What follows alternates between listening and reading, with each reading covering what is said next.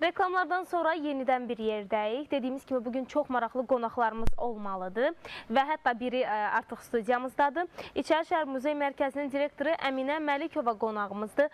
Xoş gəlmişsiniz Əminə xanım. Çox sağ olun. Təşəkkür edirəm dəvətinizə görə. Sizin bu studiyada səhər çağında olmağa çox şadam.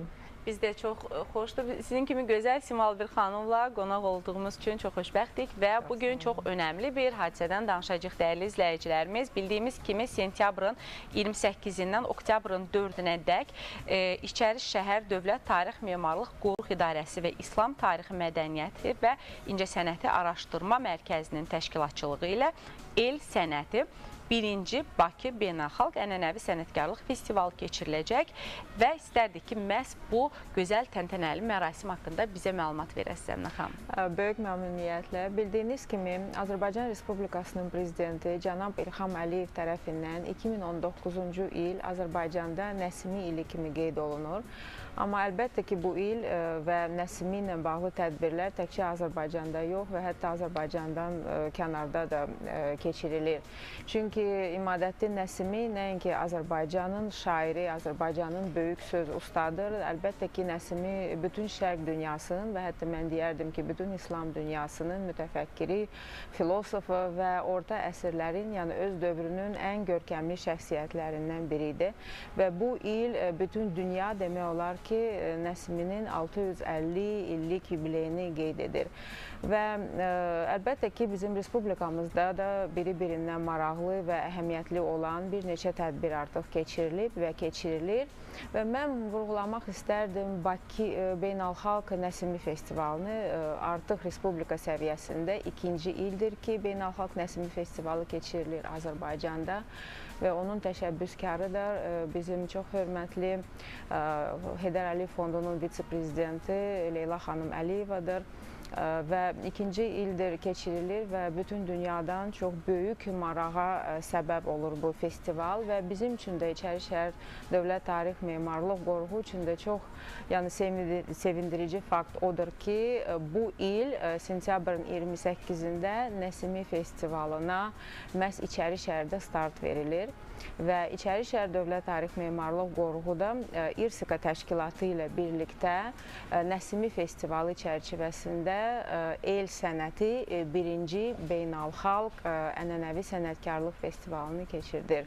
Və mən fürsətdən istifadə edərək bütün tamaşaçılarımızı da bu festivalda iştirak etməyə dəvət edirəm. Açıq havada olacaqdır, eləmi? Bəli, açıq havada, İçəri şəhərdə, çox gözəl. İçəri şəhərimizdə, yəni biz bilirik ki, İçəri şəhər özü də əslində açıq səma altında bir muzeydir. İçəri şəhərdə hər zaman, yəni ilin hər bir fəslində olmağımıza həmişə çox şadıq. Bəli, ümumiyyətlə beynəlxalq festival o deməkdir ki, bütün müxtəlif ölkələr orada təmsil olunacaq. Ümumiyyətlə, hansı ölkələrin təmsil olunacağı çox maraqlıdır. Çox sağ olun sualınıza görə. Mütləq açıqlama vermək lazımdır. İRSİKA mən bayaq vurğuladığım kimi bu festival İçəri Şəhər Dövlət Tarix Memarlıq Qoruğu və İRSİKA təşkilatı tərəfindən təşkil olunan bir festivaldır və hörmətli tamaşaçılarımıza İRSİKAdan da bəhs etmək istəyərdim. İRSİKA, yəni İslam Dövlətləri Təşkilatının bir qoludur. 1980-ci ildə təməli qoyulan beynəlxalq bir təşkilatdır. İslam dünyasının mədəniyyətinin tarixini və incəsənəti araşdırma mərkəzidir. Yəni biz bilirik ki, rəsmi olaraq dünyada bugün 57 İslam ölkəsi mövcuddur və o da ki, təxminən 1 milyard yarım insanı əhatə edir. İRSİKA isə bu 57 ölkəni özündə birləşdirir və İRSİKA-nın əsas vəzifələrindən biri odur ki, İslam sənətkarlığını dünyada təbliğ etməkdir. Əlbəttə ki, Azərbaycan da İRSİKA-nın üzvüdür. Artıq neçə ildir ki və İRSİKA hər il, demək 40 ilə yaxındır ki, hər il İslam dünyasının hansısa paytaxtında ya da ki, digər şəhərində belə sənətkarlıq festivalı və bu festival çərçivəsində həmişə elm konqresi olur. Artıq neçə illərdir ki, bu festival keçirilir, amma ilk dəfədir ki, Bakıda keçiriləcək. Ona görə biz hamımız çox həyəcanlıyıq. Çünki bu festivalda adətən bütün İslam ölkələri iştirak edir və bu ölkələrin ən öndə gedən peşəkar sənətkarlar dəvət olunur. Ümumiyyətlə, ölkəmizdə ilklərə addım atmaq ənənə halına çevrilibdir.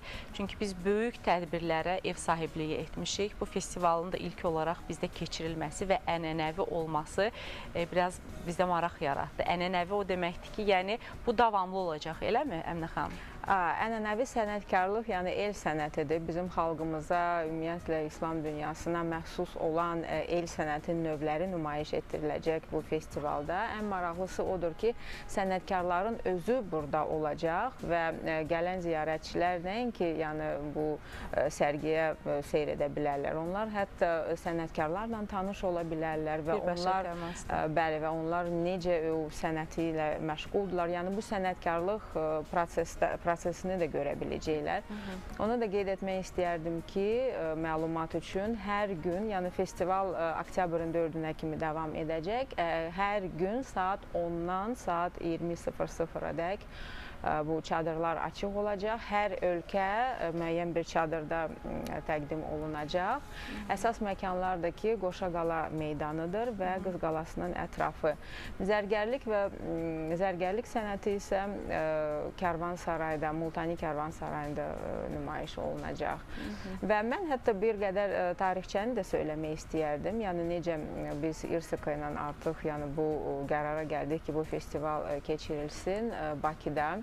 Keçən il bizim respublikamızda çox mühüm bir hadisə baş verdi. İçərişəhər Dövlət Tarix Memarlıq Qoruğu və Azərbaycan Milli Elmlər Akademiyasının birgə təşkilatçılığı ilə İslam dünyasının ən uzun ömürlü dövlətlərindən biri olan qədim Şirvanşahlar dövlətinin tarixinə və mədəni irsinə həsr edilmiş birinci beynəlxalq konferans keçirildi Bakıda.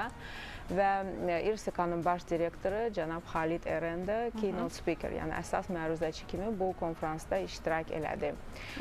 Bu əməkdaşlığın davamı isə noyabrın 26-sında 2018-ci ilin İçərişəhər Dövlət Tarix Memarlıq Qoruğu və İRSK arasında əməkdaşlıq memorandum imzalandı və bu memorandumun əsas bəndlərindən biri də o idi ki, məhz bu festival, ənənəvi festival Bakıda keçiriləcək. Əlbəttə ki, biz çox istərdik ki, yəni bunun davamı olsun. Mənə elə gəlir ki, olacaq, amma bu yenə də ondan asılıdır ki, tamaşaçılar nə qədər maraq göstərsə bu festivala. Yəqin ki, ənənəvi olaraq davam edəcək. Bəs festivalın qalibləri olacaqmı? Ümumiyyətlə, qalib seçilən hər hansı bir ölkə olacaqmı? Bəli, 10 ölkədən juri heyəti var ki, oktyabrın 4-də, yəni festivalın bağlanışında hər bir nominasiyada 3 yer müəyyən ediləcək və qaliblərə pul vəsaiti mükafat kimi təqdim olunacaq. Çox maraqlıdır ki, bax bu gözəl tədbir, bu gözəl mədəniyyət hadisəsi həftə sonu, hətta istirahət günlərimizə də təsadüf edir. Yəni biz paytaxt sakinlərinə, qonaqlarımıza, ölkəmizə gələn turistlərə, hər bir kəsə məsləhət görürük ki, bax bu festivalda iştirak etsin və səkinə vaxt tapıb biz də mütləq gedək, izləyək. Çünki həqiqətən bir təəssüratımızı bölüşmək məqsədi ilə ən azı biz orada iştirak edib bu gözəl hadisənin şahidi olmalıyıq.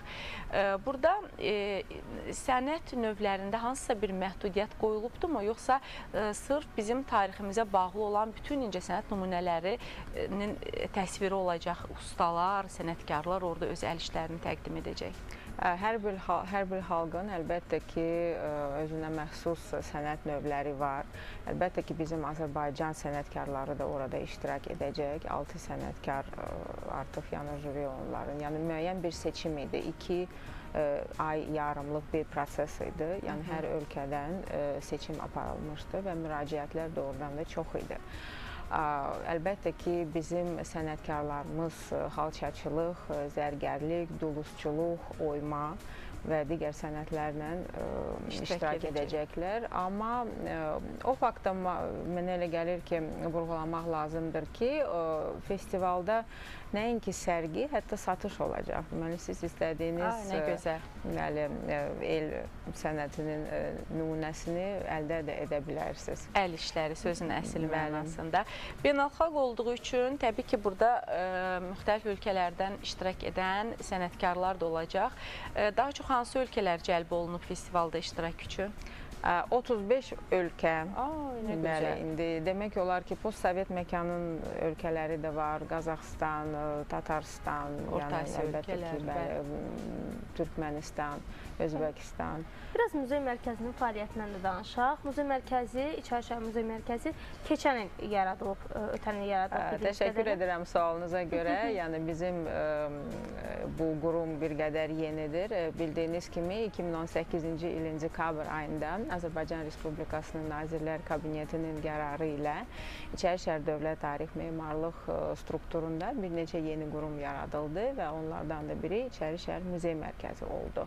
İçəri şəhər muzey mərkəzinin tərkibinə Respublikamızın aparıcı muzeylərindən olan bizə qədim Şirvanşahlar dövlətindən qalan 12-ci, 15-ci əsrlərdə inşa edilmiş Şirvanşahlar Sarayı kompleksi, Qız Qalası, Beylər Məscidi və Qala Dövlət Etnoqrafiya Qoruğu.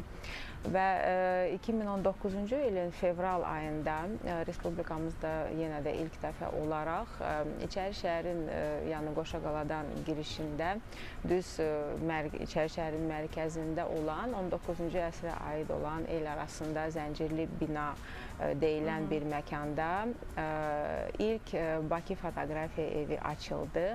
Mən yəni yeri gəlmişkən bu yeni bir məkandır İçəri şəhərdə və mən yenə də yeri gəlmişkən hamını dəvət etmək istəyirəm. Belə qısa bir vaxtda fəaliyyət göstərməsinə baxmayaraq artıq Bakı Fotoqrafiya evi bütün fotoqrafiya sənətini sevərlərin sevimli məkanına çevrilib və orada daimi sərgilər nümayiş olunur. O da ki, bizim üçün çox vacib olan faktor ki, nəinki peşəkar, hətta həvəskar fotoqraflar orada yəni öz sənət əsərlərini nümayiş etdirə bilərlər və orada bir neçə nəinki bizim yerli istedadlı fotoqrafların, hətta xarici fotoqrafların bir neçə sərgisi artıq keçirilib. Nə gözəl. İçəri şəhər həm yerlilərin, həm ölkəyə gələn turistlərin ən sevdiyi artıq məkana çevrilib. Ümumiyyətlə, Bakıda gəzməyə gedilən ilk yerlərdən biri məhz İçəri şəhər olur. Çünki istər tarixiliyi, istər oradakı incə sənətimiz, istər oradakı belə deyək də şərait hər cəhətdən insanları cəlb edir. Ümumiyyətlə, bəs turistik açıdan belə deyək də turistlərin cəlb olunması baxımından gələcəkdə hansı fəaliyyətləriniz var, nələri etmək istəyirsiniz, hansı tədbirləriniz var?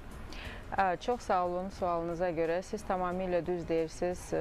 İçəri şəhər özü bir muzeydir və İçəri şəhərin hər bir güşəsində tariximiz yaşayır. Hətta İçəri şəhərin belə bir şüarı var. İçəri şəhər Living History, yaşayan tarix. Biz hesab edirik ki, biz muzey işçiləri özümüz də hər gün tarixi yaşadırıq və onu təbliğ edirik. İnanın ki, hətta İçəri şəhərdə işləyən insanlar, yəni hər gün işə gələndə çalışırıq ki, yeni bir güşəni kəşf edək. İçəri şəhərin hər bir daşında mənə elə gəlir ki, sanki bizim mədəni irsimizin bir hissəsi yaşayır. Bu dondurulmuş muğam səsidir, bu bizim memarlıq incilərimizdir. Əlbəttə ki, turistlərin, nəinki turistlərin, mən çox tez-tez bizim gənclərimizi orada görürəm. Yəni, bilirəm ki, onların da çox sevdiyi bir məkandır. İçəri şəhər hər zaman öz sənətkarlıq nöqtələri ilə məşğul olub. Ona görə də bu festivalın məhz İçəri şəhərdə keçirilməsi də heç də təsadüfi deyil.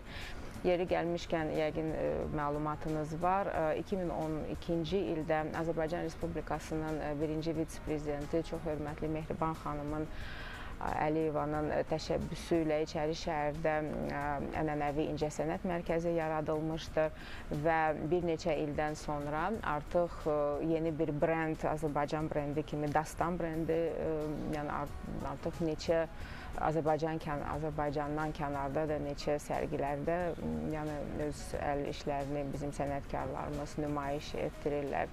Yəni İçəri şəhərin hər bir vitrinində siz nəsə maraqlı özünüz üçün tapa bilərsiniz hər zaman.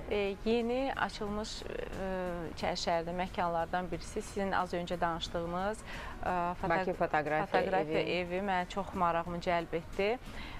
Harada yerləşdiyini bir də desəkmi? Çünki həqiqətən insanlara yeni məkanların harada yerləşdiyi daha çox maraqlı olur. Sabir bağından giriş yoxsa? Ən görkəmli binalardan biridir. El arasında Zəncirli bina adlanır o bina. Yəni Qoşaqaladan girən kimi düz bir 200 metrə düz addımlasınız, düz o binasının qabağına çıxırsınız. Çünki fotoqrafiya sənətinə, elminə maraq daha çox artıb. Əlbəttə ki, əlbəttə ki. Və insanlar həqiqətən öz çəkdiyi, öz gözü ilə gördüyü bir əsərin çox insanların görməsini istəyirlər. Bu çox möhtəşəm bir haldır.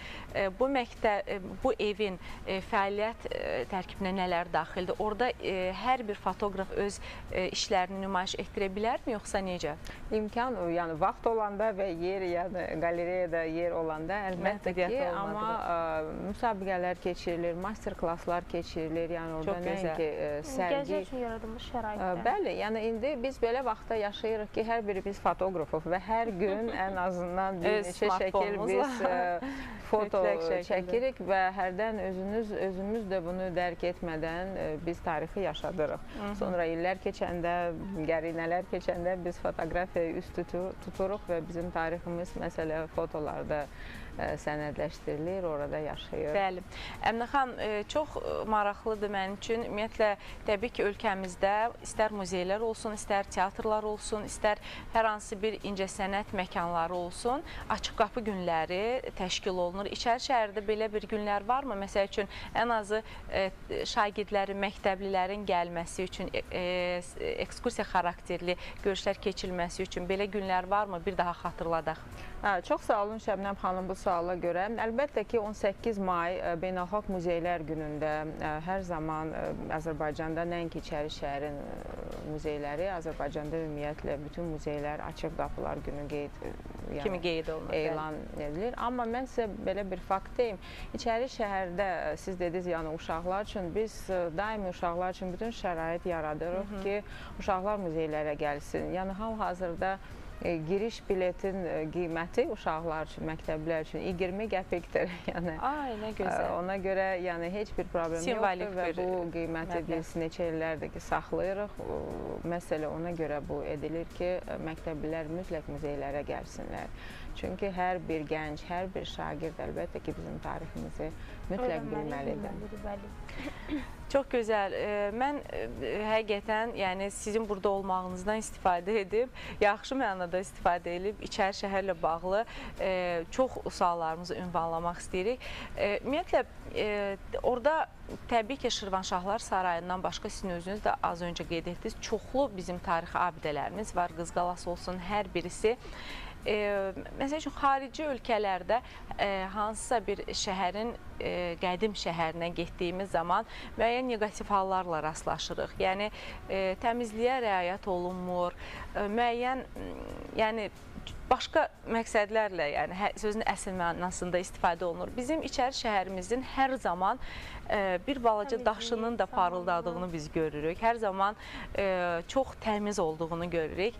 Yəni, buna riayət etməyən insanlarla tez-tez mi rastlaşırlar? Yəni, oranın işçilərindən tutmuş sakinlərinə qədər. Yəni, bu şəhəri qorumaq, bu şəhərin hər bir daşına sahib çıxmaq vətəndaş kimi hər birimizin borcudur. Amma belə negativ halların qarşısının alınması üçün hər hansı bir cərimələr, hər hansı bir tədbirlər görülürmü? Mən bunu deyim, siz düz buyurdunuz Şəbnəm xanım, dünyanın bir neçə ölkələrində belə köhnə şəhərlər var, qədim şəhərlər var və əlbəttə ki, nə qədər biz onlara muzey kimi yanaşsaq, biz heç yaddan çıxartmamalıyıq. Yaşayan məkanlardır, yəni yaşayış məkanlarıdır, orada insanlar yaşayır. Və bəlkə onlar üçün də bir qədər çətindir. Yəni, belə yerlərdə yaşamağın üstünlüyü də var, amma bəzi nöqsanları da var ki, onlar üçün, yəqin ki, onlar üçün bir qədər çətindir. Çünki sənin evinin yanında hər zaman turist axımı var. Amma İçərişəhər Dövlət Tarix Memarlıq Qoruğunun administrasiyası sakinlərlə hər zaman çox sıx təmasdadır. Biz onlarla əməkdaşlıq edirik. Biz onları daimi cəlb edirik müəyyən aksiyalara, müəyyən layihələrə. Çünki onlar da İçərişəhərin çox vacib olan bir hissəsidir. Tərkib hissəsidir, əlbəttə. Və biz bacardığımız qədər əlbəttə ki, onları cəlb edirik bizim layihələrimizə və onu da demək lazımdır ki, onlar da böyük maraq göstərirlər. Yəni çox dostcasına yaxşı bir əməkdaşlıq qururuq biz sakinlərlə. Əminə xanım, biz təşəkkür edirik xoş söhbətiniz üçün. Mən sizə təşəkkür edirəm. Nə yaxşı ki, gəldiniz. Bir daha təqdim etmək istəyirəm. İçərişəhər Muzey Mərkəzinin direktoru Əminə Məlikova qonağımız idi. Və mütləq şəkildə festival haqqında bir daha məlumat verək. Sonda elan xarakterli sentyabrın 28-dən oktyabrın 4-ədək İçərişəhər Dövlət Tarix Memarlıq Qoruq İdarəsi və İslam Tarixi Mədəniyyəti və İncəsənət Araşdırma Mərkəzinin təşkilatçılığı ilə El Sənəti 1-ci Bakı Beynəlxalq Ənənəvi Sənətkarlıq Festivalı keçiriləcək. Dəyərli izləyicilərimiz, ölkəmizin sakinləri, regionlarda yaşayanlar, bu festival sizin marağınızda olacaqsa mütləq şəkildə gəlib izləyə bilərsiniz. Təşəkkür edirik Əminə xanım. Bir daha sizi daha gözəl festival və tədbirlərlə bağlı verilişimizdə görmək ümidi ilə. Bugün sizinlə sağollaşırıq və reklamlara keçirik dəyərli izləyicilərimiz.